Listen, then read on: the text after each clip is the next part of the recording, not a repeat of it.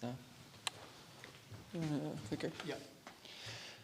So I definitely didn't do this on purpose, but I'm now going to try and talk about a presentation that includes banking, includes development, includes technology, and includes data as well. So I didn't plan it like this, but I guess hopefully it'll be a good last presentation. So I'm going to talk a bit, there'll be definitely a lot of the things touched on today, building operations, standalone smart buildings, technologies that I'll touch on as I go through this. And that is my background. That's the team I lead at Hoare Lea. We do technology design for buildings all across the country and beyond. But we think that there's more. We think there's a lot more for particularly developers, tenants, and things that can come out of buildings. And it drives a lot of value out of all the things that we talk about. Throughout this presentation, it's going to sound like I'm taking shots at particular parts of the industry. I'm not. I've worked in all of them. I've been a developer. I've been a subcontractor. I've been a general contractor. Now I'm a consultant. So it's more an acknowledgement, not a shot, so nobody take any of this personally. And I promise there will be a good point towards the end. And so, talking about evidence-based design, I'm of course going to start with the global financial crash of 2008 to get to there. And the reason we start here, my counterpart at Hoare Lea, who runs our internal digital team, came through fintech during that period, which must have been a very fun experience for him. And the important thing, I guess, that I'll touch on is, first of all, our industry is one of the last to be disrupted. We can either look at that as a bad thing, or we can look at it as a very good thing. We have a lot of other industries we can learn from. And the second thing is that for disruption to occur, the headwinds need to be there. There needs to be drivers. There needs to be a reason to do these things. Otherwise, you're just applying technology to a problem that you don't have. Out of the global financial crisis, there was a drive to drive more open access to data for users, for customers around their data, to have access to their data. And what that created was an environment in which disruptors could actually appear and compete with some of those big established players. Some of that also came from the drivers of there was mistrust amongst the big banks that drove that. It also led to things like aggregators. So our digital director was actually one of the founders of this aggregator in particular. And what that meant is you could actually bring all of your data into one place, and you could use it to make decisions about your own finances across, and you could use multiple different systems. You didn't have to have one bank that you gave everything to and then ask nicely to get your data back. You could actually look at everything in context. And that unlocks all sorts of different elements of the value chain. And this image is a little bit hard to see. I'm just realizing because the background's changed color. But it led to a value chain of, not just closed off banking, but then into open finance and open data and all sorts of value chains that came out of that. And we see that in other sectors as well. Sorry, I didn't realize it would change to a white background. So that makes it really fun to read. But I talked about aviation and retail as well. So both industries that went through a similar ability to use and share data at a more broader scale. This is not going to work, is it? You're not going to be able to see anything. But effectively, being able to see more, having access to that data gives you clarity and control. And I think a lot of the other speakers have talked about that. All the principles around you can't manage what you can't measure. And our industry, I would say, and this is where I've done this for my entire career, with the exception of ones like these that have been thoughtfully brought together, pushed through some of the challenges around innovation. On the whole, smart buildings haven't succeeded. I don't think anyone in our industry can really say that. The amount of money that's been spent on it versus the amount of value that has come out of it in the last 20 years, you would never, if it was an industry on its own, you wouldn't consider that industry as a success. It probably wouldn't operate anymore. But I firmly believe that they can. I think that there are headwinds that would be shown there. So I'm going to try and remember these off the top of my head. But effectively, technology in our industry has lagged behind in others, but it has never been cheaper, easier, more vendors to find, to implement than it ever has in the past. Clients are recognizing the value of the data they have, which ultimately is what drives that innovation in technology. Is ultimately, if the person who wants to buy it wants it to be done in a certain way, it has to be done that way. We see, the OEMs who used to control data and charge you per point to get your own data out, they still exist, but they're not as prevalent. They're being disrupted by technologies like bGrid and others, where clients have recognized, I want that data. I'm not going to pay you another 50 grand a year to get my data out. I'm going to buy the system that gives it to me. And generally speaking, there's a simplification happening in technology stack in buildings as well. Even 5 years ago, the amount of effort that went into translate all the protocols just to get your BMS data out versus, and I imagine for people like yourselves, that's one very difficult technology against an enterprise of IT where everything is a lot easier. And as these things have converged, it's driven to a point, well, why can't that one give me an API like the other 47 technologies I manage? And ultimately, that is leading to a view of a real promise around this space. And I think it leads to a rethinking of the value of smart. And a lot of people today have talked about operational buildings, and I think we're at a point now where a lot of things that we've talked about, certainly when this building was built, they weren't at the forefront, but every project we design nowadays, energy management, facilities operations, those sort of things are a given, and the technologies are much better. Clients know how to use it. Operators are getting there. But it doesn't need to be as complicated as it was. Middleware layers using protocols from the 1970s, not thinking about what technology is actually going to be valuable. I think we've generally found, in some occasions, we've told clients what they don't need, and they've kind of looked at us like, well, you're not trying to convince us to buy more technology. And I think that is probably a bad indication of where we've gotten to in terms of, there's value in the purpose of doing, we would often say to our clients, we'd rather you do one thing that adds a lot of value than 15 things that you don't know what to do with. And that might be a roadmap to more things, but let's do the one thing you're confident in and make sure that the enablement's there for future. And that leads into sort of the simplicity of things, I think. And consultants, we're as guilty of this as others, but the jargon, the complexity, the ontologies, all those things are important, but we don't need to baffle everyone with them. We don't all need to stand up and talk about how we know this ontology better than other people. It complicates things for our clients, it complicates things for tenants, and we're not doing rocket science. As much as we'd like to believe it, ultimately, there's a lot of really simple, beneficial things we can do in buildings, particularly commercial office buildings. It gets more complicated as you go into other sectors. And we should take pride in the simplicity of that value that we can deliver. But the thing I'm going to talk about, and the point of this presentation, is also starting to think about a whole life cycle approach. Clients in that recognition of value, particularly developers, but also tenants with portfolios, realizing that, particularly you have a product, whether you like it or not, your workspace that you offer your staff, the buildings you offer to tenants, they are effectively a product.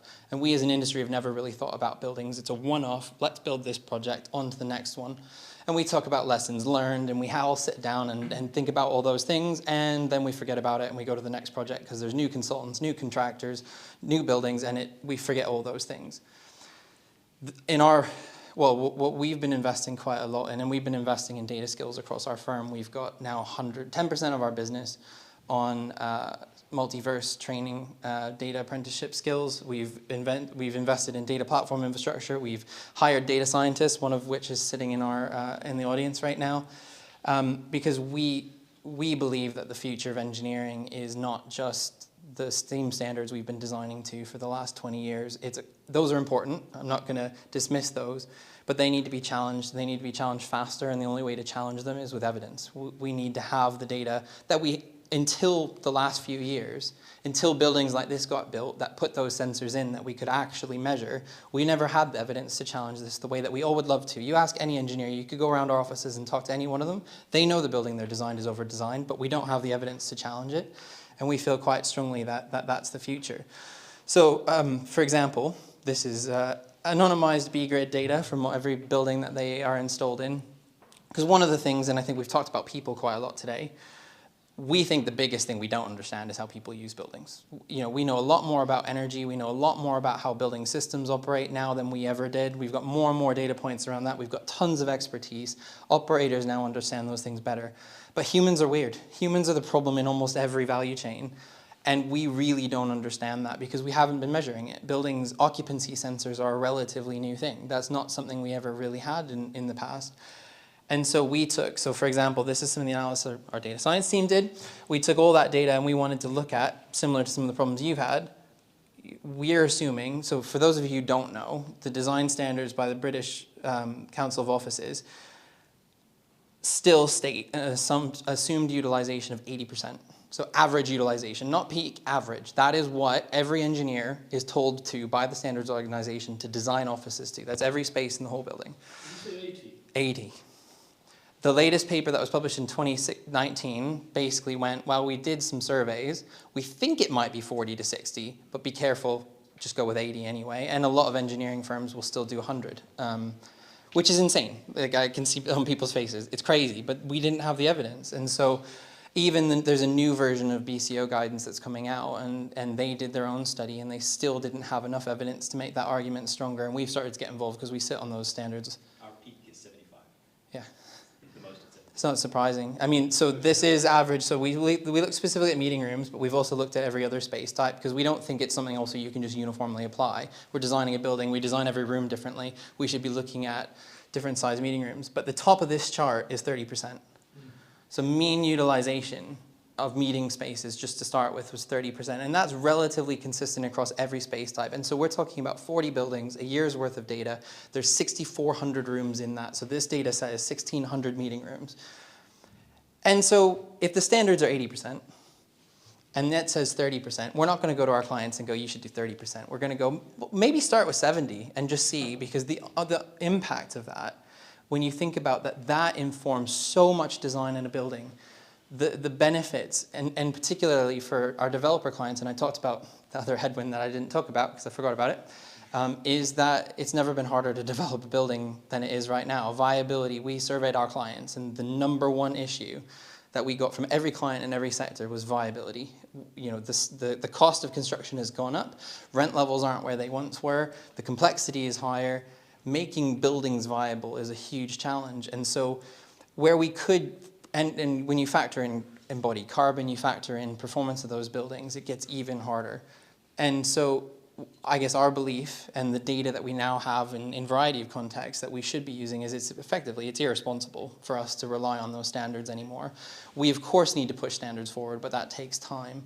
It requires that to be moved on because these are all the benefits you can get out of that. And you know, you might say it's a 5% savings, but 5% savings of an MEP package for a new building compared to any operational benefits you're going to get are massive, right? You're talking orders of magnitude beyond the technology investments you're making.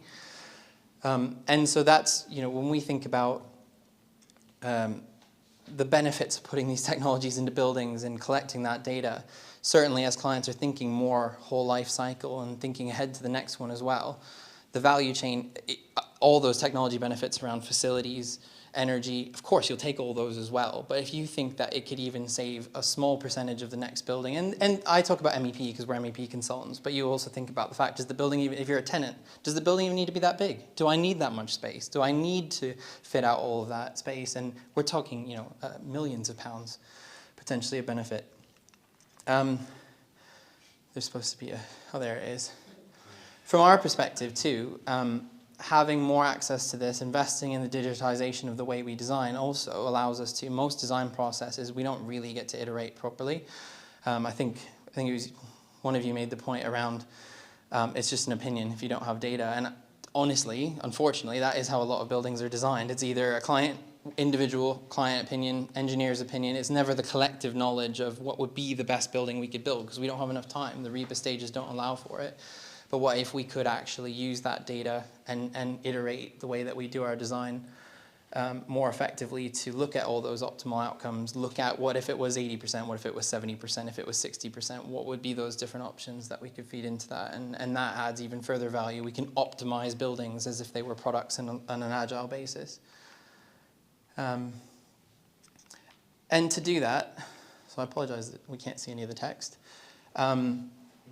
But that's, you know, we don't present this as a flippant thing. This isn't something that is one silver bullet. You can look at that one area and it's going to fix all your problems. It's going to completely transform the industry because that's not true. This is, engineering design is still, the balance of getting it right is still very, very important. But what that means is engineering needs to evolve. So the skills that engineers have nowadays and the way that we interact with our clients, the way that we think about how buildings are being operated, it requires a different tool in the toolbox. You're talking about more complicated problems, you're going to want more tools to play with. And so part of our investment around data, and we're seeing it across the industry, it's not just us, is bringing data science into this. A lot of the data graphs that you showed, there's insights in all those things. You've got to know about the quality of the data that you're using to inform those decisions. You can't just do it flippantly. And so it requires a different approach overall. And that is because we're responding to some of the biggest challenges, achieving net zero carbon, supporting viability of assets, all those sorts of things, effectively getting more with less at all points. It's true across the whole industry. We need to do more with less at all points. And this requires a different approach. It requires curiosity, it requires collaboration, it requires us to drop some of the barriers that we've got, to think about the design process differently, but ultimately, at the core of all of it, it requires more data. And that is the thing that, I think the biggest thing that we have now that we didn't, and that we need more and more of that, is more data. And I don't mean us, I mean the industry. Because that's ultimately how we get that confidence to drive that. But because we've got those headwinds, we're seeing more and more that the importance of that, the drive for it, is coming. It's here, frankly. It's just how quickly we can actually realize it, because unfortunately product life cycles in this industry are even longer than that. So just some other examples. To us, it's certainly for me coming into an engineering consultancy, having worked not in consultancies before, it's kind of crazy that we do retrofit projects without looking at the data of how the building was operating before we knock it down. Even if you can't exactly extrapolate that is not common practice in our industry across the board. It's very rarely, we ask a question of a client, can we have the data from the building before you knock it down? And they look at us like, why would you want that? And for things around net zero carbon, not just blindly replacing air source heat pumps at the exact same load that the boilers were that were there before. Let's actually look at how those were operating in practice and make a more informed decision, because they take more space. And if you often don't have that space. So how do we solve that problem? And this is where data science comes into it, because I think probably in a lot of your heads, you've been thinking, well, not every building's the same. And that's true. We wouldn't be able to take the data from this building and blindly apply all the findings from this building to the one next door or to the other building that the client is building. That's where things like data science practice come in. And this is a really noisy picture.